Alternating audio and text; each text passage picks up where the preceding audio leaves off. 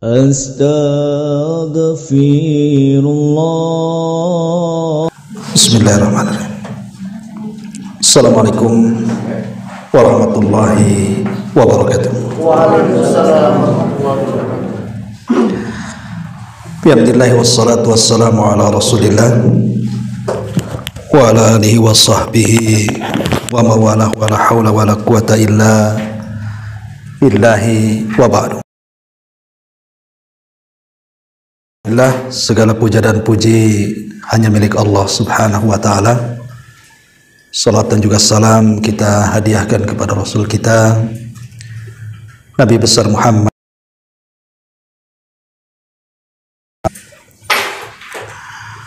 Alhamdulillah, di siang hari ini kembali kita bisa, Bapak Ibu sekalian, masih bisa menyempatkan diri untuk talabul ilmi.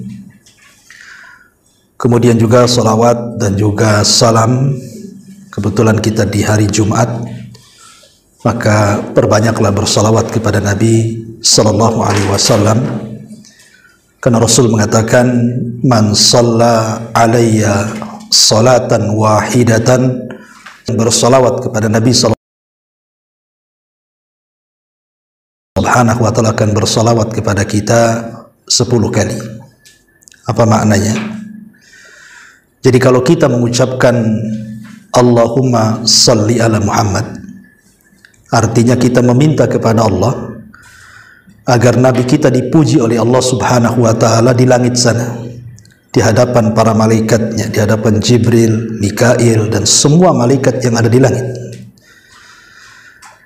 Jadi kalau kita meminta kepada Allah agar memuji Rasul kita 1 kali di depan para malaikat, maka Allah akan puji kita 10 kali di hadapan para malaikatnya. Jadi kita bersalawat 1 kali saja nama kita disebut-sebut 10 kali itu di langit. Maka jangan bakhil untuk bersalawat. Apalagi di hari Jumat memang dianjurkan bersalawat kepada Nabi sallallahu alaihi wasallam. Baik, kita lanjutkan, masih membahas hadis Arba'in Nawawi, dan kita masuk pada hadis yang ke-9, hadis dari Abi Hurairah radhiyallahu an. Kita baca hadisnya. An Abi Hurairah radhiyallahu anhu qala qala Rasulullah sallallahu alaihi wasallam, dari Nabi sallallahu alaihi wasallam Rasul bersabda, apapun yang aku larang kepada kalian maka jauhilah sejauh mungkin, dan apapun yang aku kemampuan kalian, karena hancurnya umat sebelum kalian, kata Rasul, terlampau banyaknya soal mereka dan perselisihan mereka terhadap nabi-nabi mereka. Hadis ini sebenarnya ada asbab wurudnya. Kalau Quran itu kan ada namanya asbab nuzul. Kenapa satu surat itu diturunkan? Apa sebab turunnya? Tapi kalau hadis itu disebut asbab wurud namanya. Kenapa Rasul sampai bersabda seperti ini? Tentu ada penyebabnya. Ada seorang sahabat namanya Aqra ibn Habis radhiyallahu an. Itu bertanya kepada Nabi sallallahu alaihi wasallam saat Rasul berkhutbah. Isi khutbahnya adalah, ayyuhan nas innallaha qad farada alaikumul hajj fahujju. Wahai manusia, Allah telah mewajibkan haji kepada kalian, maka hajilah. Tiba-tiba kemudian Aqra ibn Habis ini bertanya, ya Rasulullah, afi kulli amin, apakah hajinya setiap tahun? Seperti sholat itu kan ada 5 waktu setiap hari. Jadi apakah kewajiban hajinya setiap tahun kita wajib haji? Rasul tidak jawab. Kemudian Aqra bin Habis bin Wasallam mengatakan, seandainya aku jawabnya, iyalah seumur hidup 1 kali saja nggak sanggup kita mengerjakannya kan. Banyak orang kaya sanggup haji, nggak mau haji juga. Artinya kan nggak sanggup mengerjakan itu. Apalagi tiap tahun wajibnya kan, makin tak sanggup lagi. Makanya Rasul mengatakan, kalau aku katakan iya, kalian tidak akan sanggup. Dari sini Rasul bersabda, mana haitukum anhu fajtanibu. Pokoknya apa yang aku larang tinggalkan. Wa ma amartukum bihi fa'tu minhu mastata'tum. Apapun yang aku perintahkan laksanakan saja, jangan banyak tanya. Fa innama ahlaka man kana qablakum kathratu masailihim wa ikhtilafuhum ala anbiya'ihim. Kemudian Rasul mengatakan karena hancurnya umat sebagian kalian itu karena terlampau banyak tanya dan menyelisihi nabinya. Itulah diantara kenapa terjadinya hadis ini. Jadi akibat pertanyaan seorang sahabat namanya Aqra ibn Habis, makanya Rasul bersabda seperti ini. Taib ma'asyiral muslimin wal muslimat, hadirin dan hadirat yang dimuliakan Allah Subhanahu wa taala. Hadis ini diriwayatkan oleh seorang sahabat namanya Abu Hurairah. Dan kita tahu Abu Hurairah ini adalah sahabat yang paling banyak meriwayatkan hadis kepada kita. Hampir separuh agama kita itu datang riwayatnya dari Abu Hurairah. Coba saja Anda baca hadis bab wudu, ada hadis dari Abu Hurairah. Bab tayamum, ada hadis dari Abu Hurairah. Bab solat gitu juga. Hampir semua bab dalam fikih itu ada hadis dari Abu Hurairah. Karena memang Abu Hurairah itu adalah sahabat yang paling banyak meriwayatkan hadis, di atas 5.000 hadis yang sampai kepada kita. Dan tidak ada yang menandingi Abu Hurairah dari segi hafalan hadis. Tentu karena doanya Nabi SAW bahwa Abu Hurairah tidak akan pernah lupa hafalannya. Karena ada doa kan, Rasul yang mendoakan dia tidak akan pernah lupa. Makanya Abu Hurairah tidak akan pernah lupa itu hafalannya karena doa Nabi. Dan Abu Hurairah radhiyallahu juga didoakan bukan hanya dari segi hafalan, tapi juga didoakan bahwa dia akan dicintai orang. Semua manusia pasti mencintai Abu Hurairah, termasuk kita. Dan itu karena doa Nabi SAW. Makanya kalau ada orang yang membenci Abu Hurairah, berarti alamat munafik dalam hatinya. Dan siapa yang mencintai Abu Hurairah berarti alamat iman dalam hatinya. Karena bagaimanapun kalau bukan karena Allah kemudian Abu Hurairah, tentu separuh Islam tidak akan sampai kepada kita. Artinya jasa Abu Hurairah itu besar sekali. Tapi ada juga yang tidak suka dengan Abu Hurairah seperti orang-orang Syiah. Mereka tidak suka dengan Abu Hurairah untuk menghancurkan Islam dan itu. Intinya bahwa Abu Hurairah adalah perawi hadis ini. Namanya di zaman jahiliyah itu Abdus Syamsi. Jadi orang-orang jahiliyah itu suka memberi nama dengan nama-nama yang isinya kesyirikan. Karena Abdus Syamsi artinya hamba matahari. Kemudian setelah dia masuk Islam, maka kemudian Nabi SAW mengganti nama dari Abdus Syamsi menjadi Abdurrahman. Jadi nama asli Abu Hurairah itu Abdurrahman ibn Sakhr. Lalu kenapa kemudian nama aslinya tidak dikenal? Justru julukannya pula yang dikenal Abu Hurairah. Ini pun karena ada sebabnya. Karena Abu Hurairah itu kalau ngaji, bermajlis taklim dengan Rasul itu suka bawa anak kucing.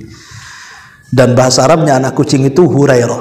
Kalau kucing garong itu Hirrah namanya. Kan ada kucing garong, ada anak kucing. Ya, kalau garong itu disebut Hirratun. Kalau kucing kecil namanya Hurairatun.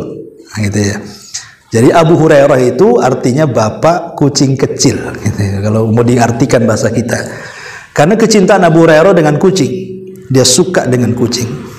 Dari sini boleh kita merawat kucing itu ya, tapi ya harus diperhatikan karena dia adalah binatang yang bisa kencing, bisa berak gitu, bisa kotor, juga harus diperhatikan dari segi kebersihannya. Lah dari kecintaan Abu Hurairah kepada anak kucing itu, karena selalu ditaruh di tasnya, kadang di pesaknya, kadang di bajunya, maka Nabi SAW sejak itulah tidak memanggil Abdurrahman, tetapi memanggil ya Abal Hir atau ya Aba Hurairah, wahai bapak kucing kecil. Dan itu jadi kebanggaan. Ya, jadi Abu Hurairah lebih suka disebut Abu Hurairah karena kunyah atau julukan itu diberikan oleh Nabi. Sama dengan Ali. Ketika Ali radhiyallahu anhu sedang tertidur di Masjid Nabi, dan Masjid Nabi itu kan masih penuh dengan tanah gitu ya, bukan kayak sekarang ada permadani keramik kalau tidur bersih. Kalau zaman dulu tidur ya belepotan tanah lah, belepotan debu di bahunya. Makanya ketika Ali tertidur dan ketika itu sedang bertengkar dia dengan istrinya Fatimah, maka Rasul datang untuk mendamaikan. Lah cara membangunkan Ali bukan dengan menyebut namanya ya Ali, tapi dipanggilnya ya Aba Turab, wahai bapak tanah. Apa bapak tanah itu? Tuan Takur atau apa? Ya. Karena banyak tanahnya di pundak itu, jadi disebut wahai bapak tanah. Dan Ali semenjak itu lebih suka disebut bapak tanah Abu Turab dibandingkan namanya sendiri. Begitulah kemudian panggilan-panggilan yang dipanggilkan Rasul kepada sahabat itu dalam bentuk julukan, itu pula yang disenangi para sahabat, walaupun artinya agak nyeleneh gitu ya. Tapi karena Rasul yang ngasih nama, senang saja para sahabat. Beda kalau saya ngasih nama ke antum, pamannya antum suka ayam, saya katakan bapak ayam kan, masa nggak suka lah kan, karena bukan nabi kan itu yang ngasih nama ya. Artinya kalau sahabat itu walaupun artinya nyeleneh pun senang-senang saja kan itu. Taib, di sini Abu Hurairah radhiyallahu an menuturkan sebuah hadis ya tentang kalimatul jami.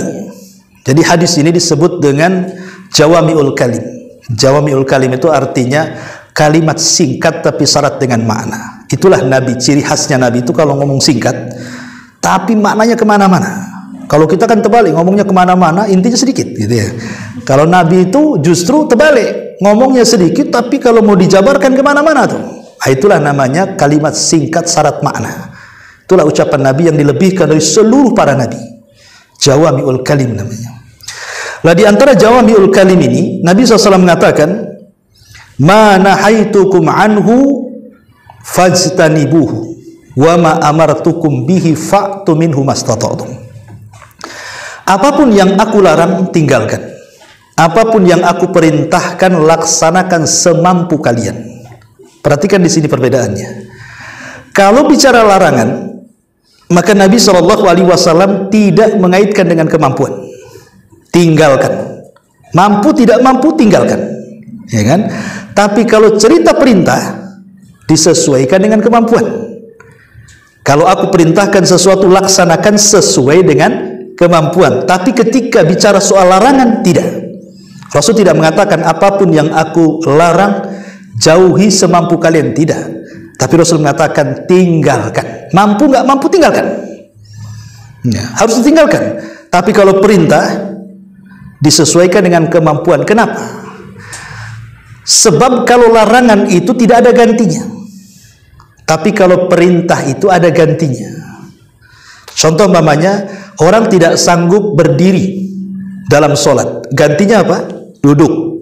Kata Rasul, sholatlah berdiri kalau sanggup. Kalau tidak sanggup, duduk. Berarti ada gantinya. Dari berdiri ke duduk. Tidak sanggup duduk, baring kata Rasul. Berarti ada gantinya lagi. Ya. Kemudian berwudu. Berwudu dengan air. Tidak ada air, ada gantinya tayamum. Jadi perintah itu biasanya ada gantinya. Tapi kalau larangan tidak ada gantinya. Contoh umpamanya, orang terbiasa minum khamr 1 botol. Kemudian mengurangi. Kata Nabi, apa yang kau larang, apa yang aku larang tinggalkan.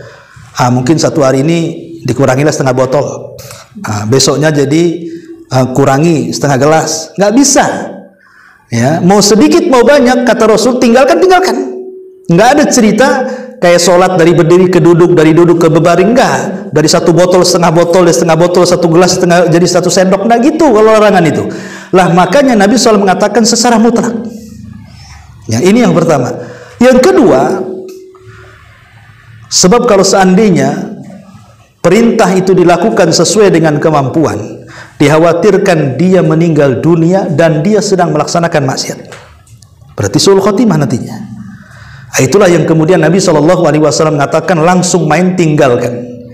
Dan Rasul tidak menggunakan fatruku. Dalam bahasa Arab itu ada taroka, meninggalkan. Dalam bahasa Arab juga ada ijtanab, meninggalkan. Ya. Di sini Nabi SAW mengatakan manahaitukum anhu fajtanibu, bukan fatruku. Padahal sama-sama artinya meninggalkan. Tetapi kata para ulama, ijtinab dengan at-tark itu beda. Kalau meninggalkan saja at-tarku ya, maksudnya tidak melakukannya. Tetapi kalau kalimat ijtinab itu artinya bukan hanya sekedar tidak melakukan, tetapi betul-betul menjauhi. Pamannya seseorang terbiasa melakukan berzina, naudzubillah. Ya, mungkin dia main-main ke lokalisasi, tapi dia tidak melakukan berzina kan? Itu namanya meninggalkan. Tapi ijtinab ini lebih daripada tidak melakukan, tetapi jauh-jauh dari tempat itu juga. Nah, itulah makanya kemudian Rasul menggunakan kalimat fajtanibuhu. Apapun yang dilarang, tinggalkan. Bukan hanya tinggalkan, jauhi tempat-tempat wasilah-wasilah yang bisa menjerumuskan kita kepada yang dilarang. Itulah bahasa Arab seperti itu. Kemudian kata Nabi SAW mengatakan, wa ma'amartukum bihi fa'tu minhu mastata'tum. Apapun yang aku perintahkan, lakukan semampu kalian. Dalam Islam ini banyak keringanan yang Allah ringankan kepada kita. Jadi kalau kita tidak sanggup melakukan, maka ada yang sifatnya digugurkan secara keseluruhan. Contoh, orang tidak sanggup haji, tidak disuruh kita jalan kaki. Makanya saya juga heran kok ada orang naik haji pakai sepeda gitu kan. Padahal haji itu kan disesuaikan kemampuan kan gitu ya. Ya, maksudnya apa? Namanya bahaya karena orang naik sepeda dari sini ke Saudi itu, entah cuacanya, entah rampoknya, entah apanya kan. Ya, kalau tidak sanggup enggak usah dipaksa-paksa, apalagi jalan kaki kan gitu. Itulah sebenarnya indahnya Islam. Enggak sanggup, sudah gugur. Ya. Yang kedua, ada yang digugurkan sebagian. Memang tidak digugurkan total, tapi digugurkan sebagian. Contoh umpamanya, ada seorang mu'alaf masuk Islam. Dia belum baca, belum hafal Fatihah dalam sholat, namanya mu'alaf, ya kan? Belum mampu membaca Fatihah. Tapi kan bagaimanapun kalau sudah bersyahadat masuk Islam, mau tidak mau sholat, walaupun tidak hafal Fatihah. Ya, diganti dengan apa? Dengan takbir, tasbih, tahlil, tahmid kan itu. Ya, diganti dengan subhanallah, walhamdulillah, wala ilaha illallah, Allahu akbar. Itu ganti Fatihah. Ya. Tetapi kalau seandainya dia hafal separuh Fatihah, maka yang separuh dibaca, nanti separuhnya balik kepada tahmid, tahlil, dan takbir tadi. Umpamanya, ini mu'alaf ini baru belajar Fatihah, baru bismillahirrahmanirrahim, alhamdulillahirabbil alamin, arrahmanirrahim, maliki yaumiddin, titik sampai di sini. Baru hafal 3 ayat ini saja atau 4 ayat gitu ya. Separuhnya dah hafal. Maka kata para ulama, tetap sholat baca yang hafal itu. Nanti lebihnya balik kepada tasbih, tahlil, dan takbir tadi. Jadi kalau mau Allahu Akbar, baca iftitah, pun baca Fatihah, A'udzubillahi minasyaitonirrajim, bismillahirrahmanirrahim, alhamdulillahirabbil alamin, arrahmanirrahim, maliki yaumiddin. Titik sampai di sini hafalannya nih. Nah, berarti terusannya langsung baca subhanallah, walhamdulillah, wala ilaha illallah, Allahu akbar, kemudian ruku. Nah, gitu maksudnya. Jadi ada keringanan itu yang sifatnya memang dihapus secara keseluruhan, ada yang kemudian sebagian, ada yang kemudian diringankan, seperti dari 4 rakaat jadi 2 rakaat, seperti mengqashar sholat itu kan keringanan namanya, ya. Ataupun diganti seperti air menjadi tanah itu ketika tayamum, dari wudhu ke tayamum, dan begitu seterusnya. Jadi soal melaksanakan perintah ini dikembalikan kepada kemampuan kita. Tapi kalau soal larangan tidak ada cerita, tinggalkan. Tetapi seseorang itu boleh melakukan larangan itu dalam tempo-tempo darurat saja. Boleh orang melakukan hal-hal yang dilarang, tapi kalau dalam kondisi darurat. Selain darurat tidak boleh. Contoh umpamanya orang kelaparan, di depannya tidak ada makanan kecuali daging babi. Ya mau tidak maulah kita makan daging babi, sebab kalau tidak mati. Tetapi walaupun demikian dibolehkan melakukan yang haram dalam kondisi darurat, kata para ulama, tetap sesuai dengan kadar daruratnya. Artinya kalau sepotong 2 potong daging babi sudah cukup, jangan Pak dihabiskan semua. Nah, mumpung itu namanya. Ya, itu tidak boleh. Artinya kalau sudah sepotong 2 potong sudah mengganjal, nyawa kita sudah selamat, sudah. Tidak boleh. Ya, atau namanya kita sedang berjalan, kelaparan, kemudian tidak ada makanan, tahu-tahu ada mangga orang. Terpaksalah kita ambil mangga orang. Kalau dengan 2-3 mangga cukup sudah, jangan kemudian dipanen 1 karung dibawa pulang, nggak boleh kayak gitu ya. Artinya sesuai dengan kadar daruratnya saja. Itu jadi diatur dalam darurat itu kan. Ya, jadi boleh seseorang itu memakan yang diharamkan atau meminum yang diharamkan dalam kondisi darurat. Pamannya kita lagi makan nasi nih, keselak pula, nggak ada minuman kecuali khamar. Yang gimana dorongnya? Mau cari mineral tak ada, di depan kita ada khamar, kalau tak cepat minum mati kita, keselak, ya kan? Terpaksalah kita ini minum khamar untuk dorong itu saja supaya nggak mati. Nah, itu boleh, karena dalam kondisi darurat kan mengancam nyawa namanya kan. Jadi mengerjakan larangan itu dibolehkan dalam kondisi darurat. Dari sinilah timbul kaidah dari para ulama fikih bahwa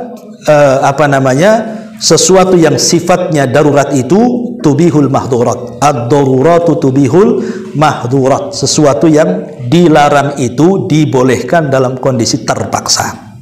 Ya. Taib, itu kalau bicara soal larangan. Dan ingat kenapa kemudian Nabi SAW mengatakan ma nahaitukum anhu fajtanibu. Apa-apa yang aku larang tinggalkan. Inilah keindahan Islam, supaya dunia tahu bahwa Islam itu indah. Kenapa Nabi SAW selalu melarang sesuatu yang diharamkan? Karena untuk menjaga 5 perkara. Kenapa kemudian selalu dalam Quran, dalam hadis itu ada larangan, tidak boleh ini, tidak boleh itu, tidak boleh makan ini, tidak boleh makan itu, tidak boleh melakukan itu, tidak boleh melakukan. Kenapa kemudian banyak kali larangan dalam Islam itu, baik dalam Quran ataupun dalam Sunnah? Pertama, menjaga jiwa. Kenapa kemudian seseorang dilarang minum khamr, narkoba dan begitu seterusnya? Karena itu mengancam jiwa. Betapa banyak orang mati gara-gara overdosis kan gitu ya. Kemudian yang kedua, menjaga akal. Ya, kenapa dilarang minum khamr? Karena kalau orang minum khamr mabuk, akalnya hilang. Makanya ada seseorang itu habis minum khamr, ya, kemudian datang waktu sholat, lagi mabok dia cari air wudhu tak ada, akhirnya kencing, terpaksa dia kencing, berwudhu dari kencingnya, kan lagi mabok, dia nggak tahu kan. Habis berwudhu dengan kencingnya, berdoa pula. Apa doanya? Ya Allah, jadikan aku termasuk hamba yang kau cintai, ya, karena aku termasuk orang-orang yang mensucikan diri, kata. Innallaha yuhibbu tawwabin wa yuhibbul mutatahhirin. Allah suka dengan orang yang bertobat dan orang yang bersuci. Suka dari mana? Dia wudu aja dengan air kencing dia. Namanya orang mabok kan gitu ya. Sampai seperti itu orang mabok itu. Makanya Islam melarang tidak boleh mabok. Karena apa? Merusak akal. Jadi larangan dilarang itu supaya jangan merusak jiwa, jangan merusak akal, jangan merusak kehormatan. Karena orang mabuk ini kadang-kadang nyerocos kemana-mana kan. Kadang-kadang dia nuduh orang baik-baik berzina dan begitu seterusnya. Makanya kemudian hukuman para pemabuk sendiri di zaman Nabi itu kalau ketangkap 40 cambukan. Tapi di zaman Umar diperbaharui menjadi 80 cambukan. Kenapa? Disamakan dengan tuduhan kepada wanita baik-baik dikatakan pezina. Ya, karena orang mabuk ini kadang-kadang ngomongnya salah-salah gitu ya. Terkadang dia menuduh seseorang yang tidak jelas, makanya disamakan tuh hukumannya 80 cambukan tuh. Nah, ini yang ketiga. Yang keempat, untuk menjaga harta. Dan yang terakhir, menjaga nasab. Kenapa dilarang zina? Supaya tidak merusak nasab. Kasihan kan anaknya kalau berzina ini tidak dinasabkan kepada bapaknya. Bapaknya tidak jadi wali dia, bapaknya tidak jadi mahram dia, harta bapaknya tidak diwarisi anaknya. Itu anak zina jadinya kan. Nasabnya pula ke ibunya. Makanya dilarang berzina, supaya tidak merusak nasab, gitu ya. Ya, makanya di sini lindah 5 perkara kenapa kemudian timbul larangan dalam Islam itu, untuk menjaga jiwa, untuk menjaga akal, untuk menjaga a'rad, kehormatan, untuk menjaga harta, dan untuk menjaga nasab. Ya, makanya dilarang mencuri. Ya, karena bukan harta kita. Nah, dengan dilarang mencuri, tidak boleh mencuri berarti terjagalah harta itu. Lah, larangan-larangan ini menunjukkan tentang keindahan Islam. Kemudian kata Nabi SAW, fa inna ma ahlaka man kana qablakum kathratu masailihim. Hancurnya umat sebelum kalian itu, kata Rasul, karena banyaknya masailihim. Kalimat masailihim ini ada 2 penafsiran para ulama. Ada yang mengatakan masaili artinya meminta dari segi harta. Ya, jadi pengemis bahasa kitanya ya. Jadi hancurnya umat sebelum kalian itu karena mereka banyak menjadi pengemis, nggak mau kerja tapi minta-minta.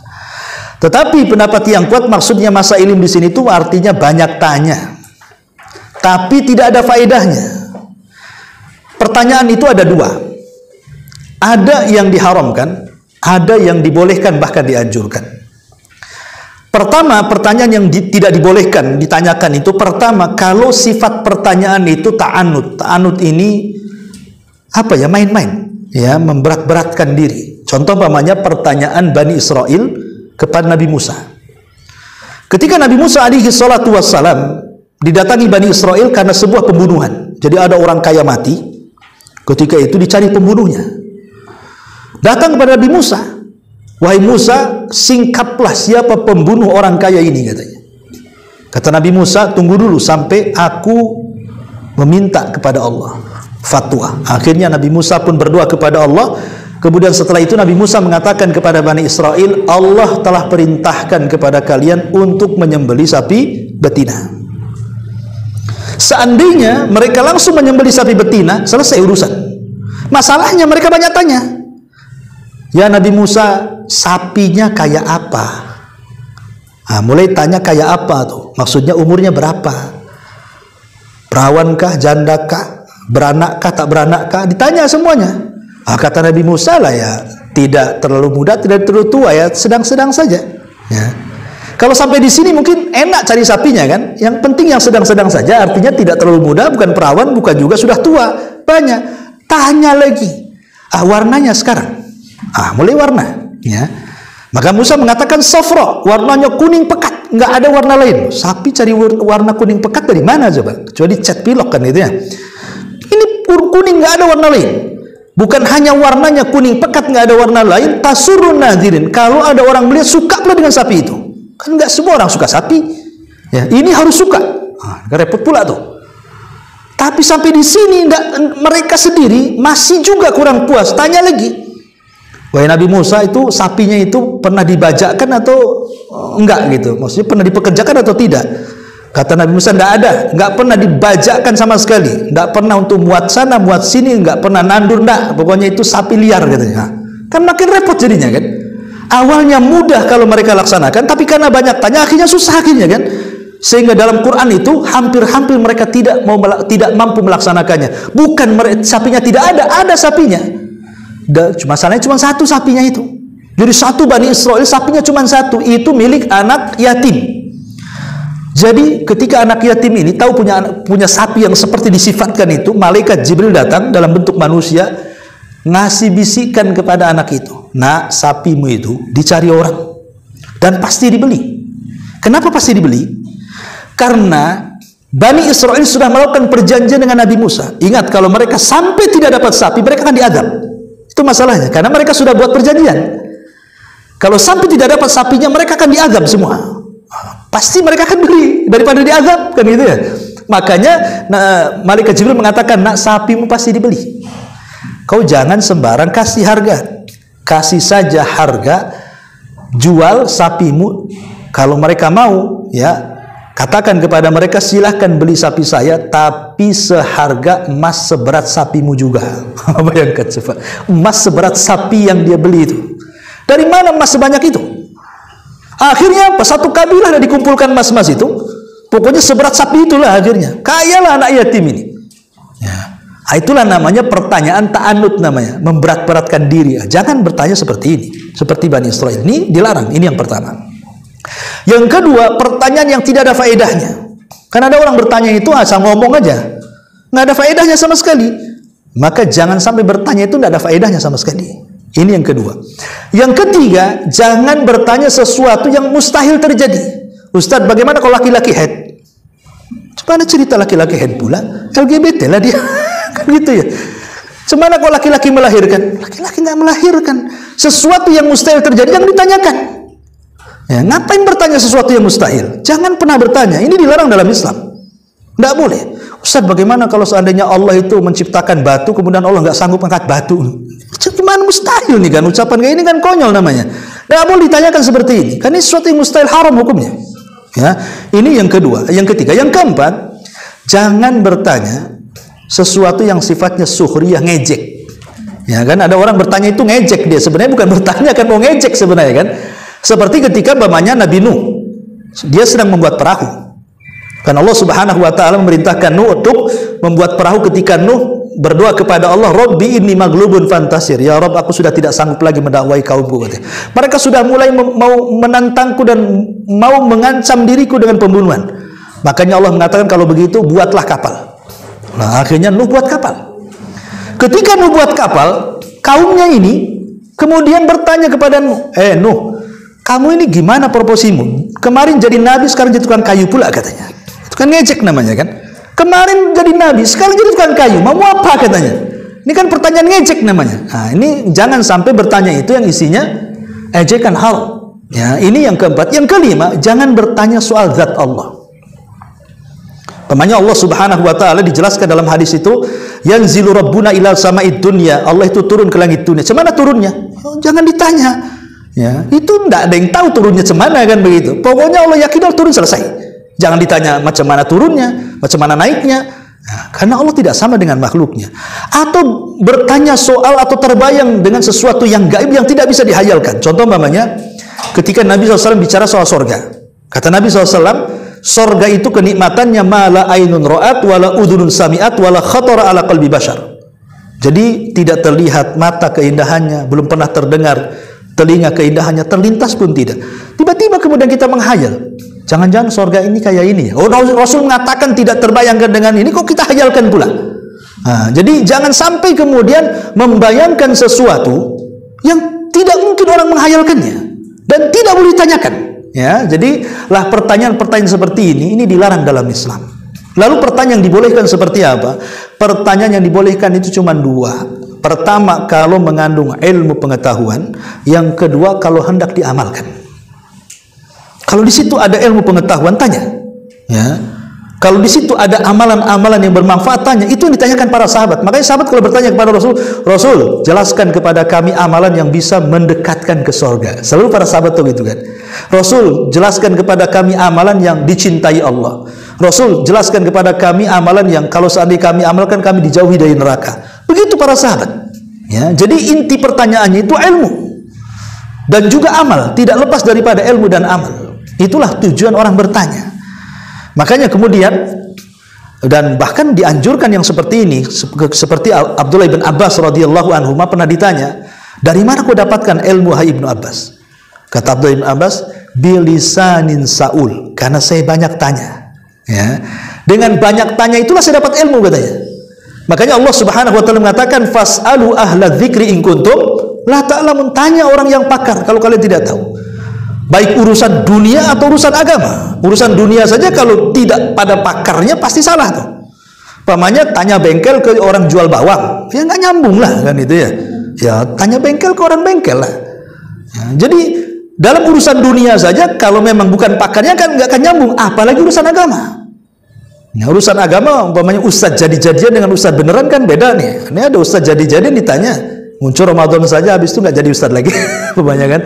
Nah, itu kan beda kualitasnya. Ya, makanya kenapa Syekhul Islam sampai mengatakan separuh muhandis, separuh pengetahuan muhandis, insinyur itu pasti merobohkan bangunan.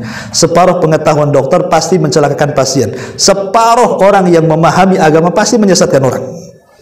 Ya, artinya bahwa pengetahuan itu kalau bisa jangan separuh-separuh gitu ya. Kalau bisa tuntutlah ilmu itu sebanyak mungkin. Lah di sini maksudnya kasratu masailihim wa ikhtilafihim ala anbiya'ihim. Yang kedua, dan jangan sampai banyak menyelisihi nabi.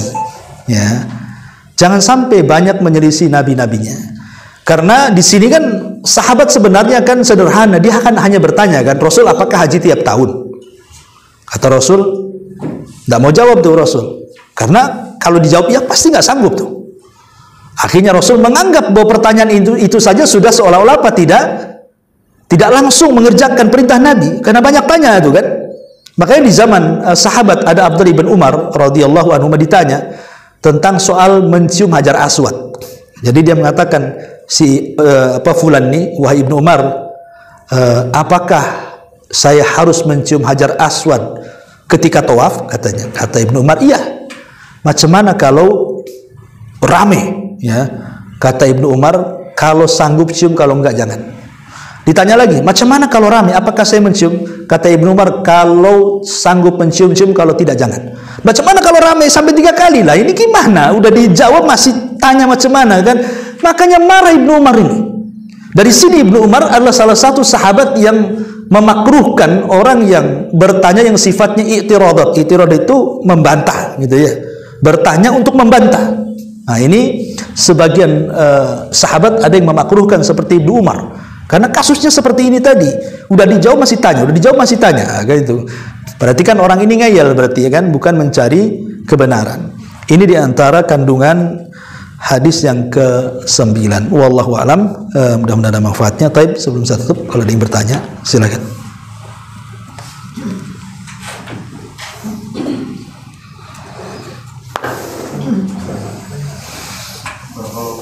Oke. Apakah ketika kita pernah berbohong, saat bermuamalah, akankah berpengaruh pada syaratnya rezeki kita, Ustaz?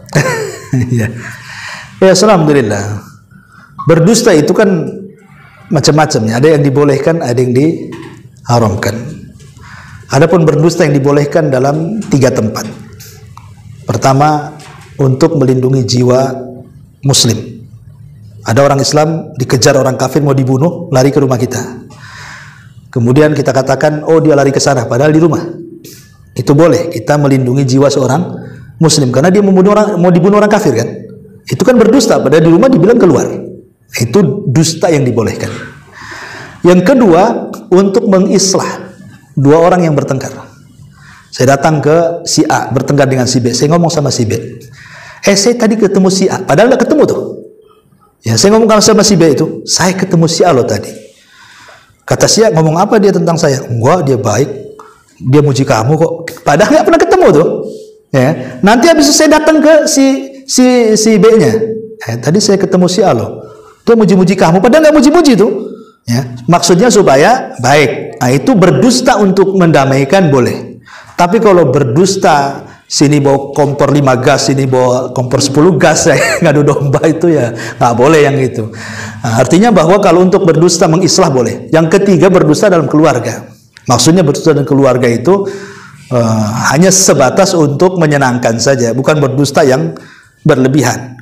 Ya, karena ada seorang istri berdusta berlebihan sampai bertengkar dengan keluarga yang lain kan, dengan tetangganya. Pamannya istri ngomong, bang, itu suami tetangga itu nengokin aku terus, pamannya.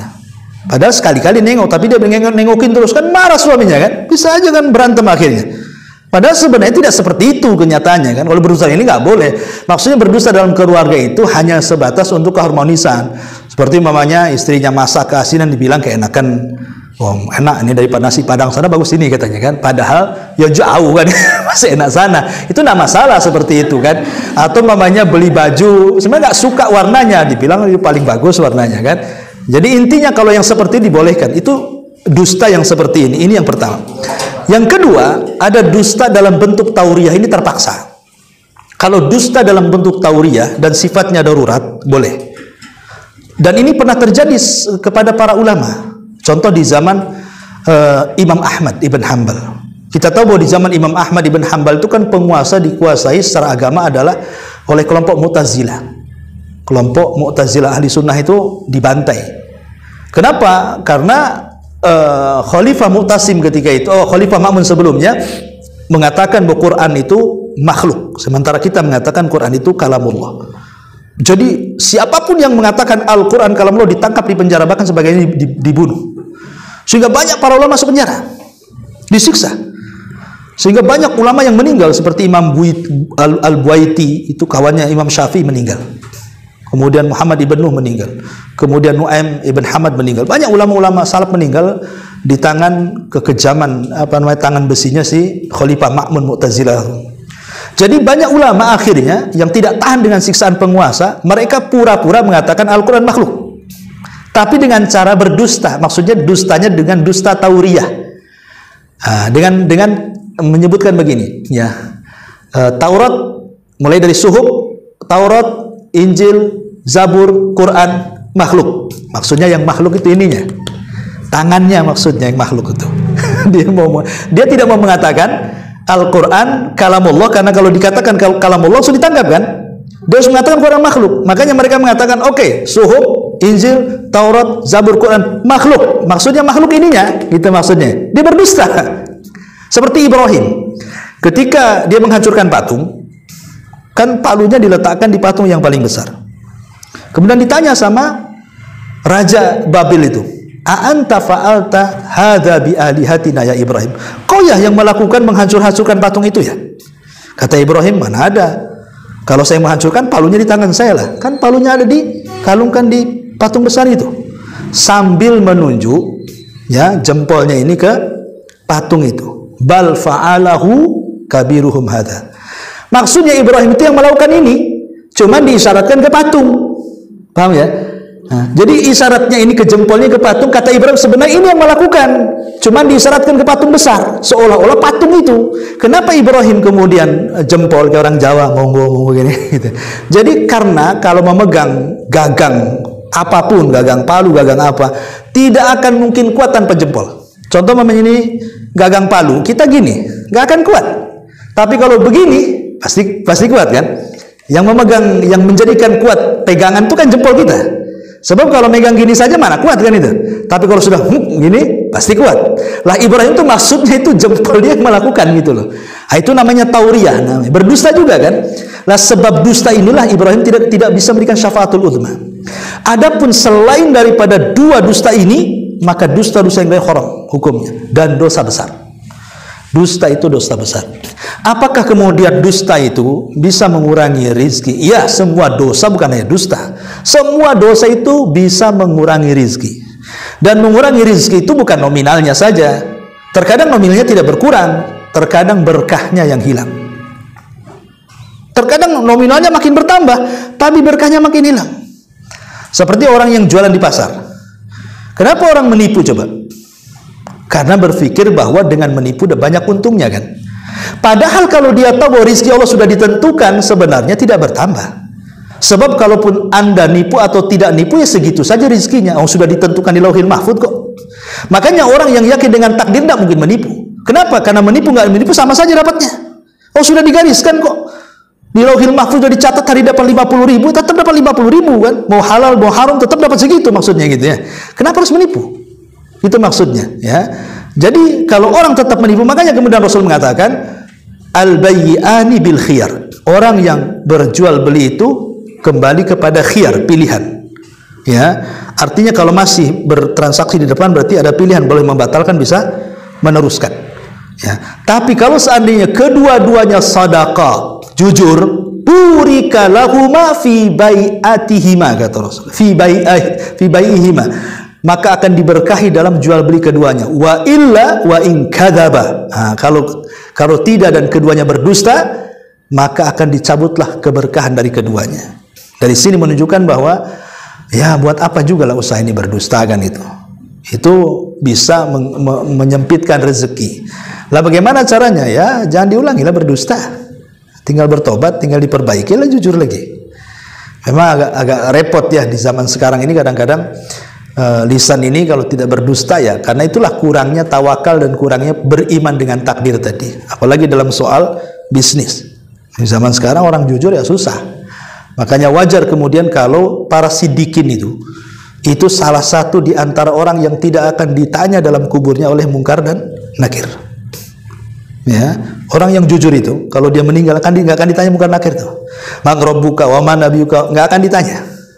Para sidikun itu. Ya tapi ya memang gimana, berat orang jadi orang jujur itu berat kan gitu ya. Makanya kenapa dia di bawah para nabi. Allah mengatakan ulaikal ladina an'amallahu alaihim minan nabiyyina was-siddiqina wasyuhada was-shalihin. Bayangkan, nabi orang jujur, para syuhada orang soleh. Dia kedudukannya nomor 2 setelah nabi, orang jujur tuh. Ya, tapi sekarang siapa di antara kita orang jujur? Apalagi sekarang cerita musim politik kan. Semua caleg, semua ini janji banyak kali itu. Kalau nggak janji nggak terpilih kan. Harus janji biasanya. Dan semua dusta kadang-kadang. Ya, wallahu a'lam. Iya. Iya. Waalaikumsalam. Tentang larangan tadi Ustaz ya. Tadi Ustaz katakan kalau yang namanya larangan itu nggak ada apa namanya penggantinya. Nggak ada pilihannya, langsung ditinggalkan gitu Ustaz. Nah ini kan fenomena kita nih kan meninggalkannya ini ada istilah langsung meninggalkan gitu kayaknya gimana gitu. Contohnya kan banyak lah, misalnya berpakaian, kita udah tahu namanya larangan ini kan ujung-ujungnya haram gitu, sesuatu yang pasti mudaratnya lebih banyak gitu ya Ustaz. Nah, berpakaian lah misalnya kan ada seseorang tuh dia tahu bahwa menutup aurat itu wajib dengan pakaian yang memang standarnya lah. Nah, tapi dia tahu kan itu larangan, tapi dia katakan dia akan berproses tunggu dulu, ini dulu. Nah ini bagaimana caranya supaya hati itu langsung tiba-tiba nggak mikirkan, langsung ke tahapan yang dikatakan oleh perintah itu tadi. Iya, alhamdulillah. Ya itu kan maksudnya kan kenapa agama sekeras itu, ya dikhawatirkan sebab kalau tadi bicara proses itu lagi proses dia mati itu masalah. Iya, baru pakai jilbab belum apa-apa gitu kan, atas sudah ditutup, bawah nggak ditutup, nanti bulan depan lah bawahnya saya tutup, meninggal pula kan itu, kan repot jadinya kan, masa masuk surga atasnya bawahnya masuk neraka kan? Artinya kan kenapa agama sekeras itu soal larangan itu, ya makanya kenapa ketika para sahabat itu contoh pengharaman khamr, Anas bin Malik bercerita dia sedang berada di rumah Abu Talha. Khamr itu minuman khas kebanggaan para sahabat, belum dilarang ya. Jadi kalau ada tamu itu itulah minumannya khamr para sahabat itu. Tapi ketika kemudian khamr ini dilarang secara mutlak, kan pelarangan khamr ini bertahap sebenarnya. Awalnya tidak dilarang, cuman diajak berpikir saja. Khamr itu ada manfaatnya tapi madaratnya lebih besar. Kemudian tahap kedua disempitkan waktunya, mabok silahkan tapi waktu sholat jangan. Kemudian ketiga baru keras, nggak ada cerita khamr sampai kiamat. Ya. Lah ketika itu Anas bin Malik sedang menuangkan khamr tuh di rumahnya Abu Talha karena banyak tamu. Tiba-tiba Abu Talha mendengar teriakan di luar dan orang-orang ribut. Ya. Jadi kata Abu Talha, ya Anas, kau keluar, kira-kira lagi apa tuh di luar tuh kau ribut kali. Maka Anas bin Malik keluar. Semenjak itu beberapa saat datang memberitahu, wahai Abu Talha, Nabi mengutus seseorang bahwa khamr dilarang. Maka langsung ketika itu semua sahabat yang di pasar, semua sahabat yang di kebun, semua sahabat yang di jalan pulang semuanya. Mereka menumpahkan khamr di ganggang rumah mereka. Sampai perawi hadis mengatakan hatta salat syawariul Madinah. Sampai banjir ganggang kota Madinah karena semua khamr ditumpahkan di situ. Kan nggak ada sahabat, oh saya masih kecanduan, biasa 5 botol, kurangilah 2 botol dulu kan, nggak ada sahabat. Contoh ketika ayat hijab, ya, ketika turun ayat hijab, wanita-wanita yang di pasar pulang semuanya, sampai bahasa kita serbet-serbet pun dijadikan hijab di atas kepala. Sampai Rasul mengatakan, subhanallah, semoga Allah merahmati wanita-wanita Ansor katanya. Ketika datang perintah mereka langsung melaksanakannya, kan itu. Sampai dipuji itu. Ya, sampai seperti itu zaman itu ya. Ya, tapi kalau di zaman sekarang kan kembali ke tadi ke bahasa ibu ya tadi, ini nggak bisa kayaknya bertahap ini. Sebenarnya sih ya bagus. Maksudnya kan dalam kaidah fikih itu kemungkaran itu kalau tidak bisa dihilangkan 100% minimalnya dikurangi. Itu namanya bertahap namanya kan. Ya enggak masalah bertahap sih kan, dalam fikihnya memang boleh bertahap kalau memang madorotnya lebih besar dibandingkan manfaatnya. Tapi kalau manfaatnya lebih besar dibandingkan madorot, ngapain ditunda-tunda? Itu maksudnya. Tapi kalau madorotnya lebih besar, sebenarnya orang kerja di bank, jelas nih bank ribawiyah. Karena Fatma MUI jelas bank konvensional kan bank riba secara mutlak ya, kecuali bank syariah lah mungkin. Orang bekerja di bank konvensional, orang ini baru ngaji, oh riba haram pamannya kan. Wah kalau gitu langsung tinggalkan. Akhirnya ditinggalkan, cuman anaknya, istrinya, apa semuanya kan begitu. Itu kan dipikirkan juga tuh. Ya kalau dia tawakalnya kuat langsung keluar, alhamdulillah kan. Tapi banyak juga peristiwa dan ini pernah terjadi. Ada seseorang dulu bekerja di salah satu bank konvensional itu. Dia baru ngaji, tahu haramnya riba. Oh dia dengan yakinnya keluar dari bank. Akhirnya apa? Nyari kerjaan susah. Terakhir jual es. Ya memang lebih halal jual es kan itu. Manfaatnya ada. Tapi madaratnya apa? Akhirnya apa? Biasanya keluarganya, namanya keluarganya masih awam, belum dikasih tahu juga ya kan.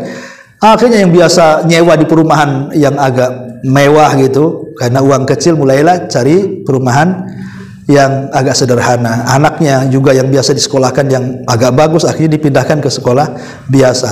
Belakangan hancur keluarganya, retak keluarganya, dia pun kesana kemari. Lah kalau yang seperti ini kan madaratnya lebih besar kan dibandingkan manfaatnya kan. Ya, artinya kalau memang mau meninggalkan itu ya dipahamkan dulu keluarganya. Ya bisa nggak kok sabar gitu ya, anak-anaknya apa semua dipersiapkan baru ditinggalkan. Tapi kalau memang dengan bisa melakukan seperti itu ya lebih baik lagi nih tuh, karena bagaimanapun barang siapa yang meninggalkan sesuatu karena Allah, Allah pasti akan ganti sesuatu itu dengan yang jauh lebih baik lagi. Ini kaidah. Siapa yang meninggalkan sesuatu karena Allah, pasti Allah akan ganti sesuatu itu dengan yang jauh lebih baik lagi. Mungkin penghasilannya tidak banyak, tapi berkahnya lebih banyak, tenangnya lebih banyak, gitu ya. Bisa saja seperti itu. Makanya di sini kembali kepada maslahat dan madharat tadi, kaidahnya ya. Wallahu a'lam. Cukup? Ya. Sampai di sini. Ada? Oke, boleh. Ya. 3:30. Oke. Tentang larangan itu misalnya saja. Tadi tentang apa tadi apa yang Ustaz katakan tadi itu banyak bertanya gitu kan. Nah, kita ini kan kebiasaan bagaimana ya kita menyampaikan misalnya supaya ada perintah gitu ya udah sami'na wa ata'na langsung seperti itu aku dengar dan aku laksanakan kan itu Ustaz. Seperti tadi jangan banyak bertanya kenapa begini kenapa begitu, kadang-kadang nggak jauh-jauh lah kita di keluarga kita lah misalnya ada perintah ada ini kenapa harus dilogikakan selalu. Nah ini bagaimana caranya kita? Tidak masalah kalau bertanya itu maksudnya tidak termasuk pada 6 kategori tadi. Pertama bukan masalah ta'anut itu memberat-beratkan diri kan. Setelah dijawab akhirnya pusing sendiri kayak Bani Israil kan pusing sendiri tuh. Ya. Kemudian yang kedua tidak ada faedahnya. Kemudian yang ketiga tadi apa? Sesuatu yang mustahil ditanyakan, tidak mungkin terjadi kok ditanyakan. Ya. Kemudian dalam rangka sukhriyah, dalam rangka istihza, mengolok-olok. Kemudian bertanya soal zat Allah, bertanya soal hal yang gaib seperti sorga. Kalau selain ini nggak masalah.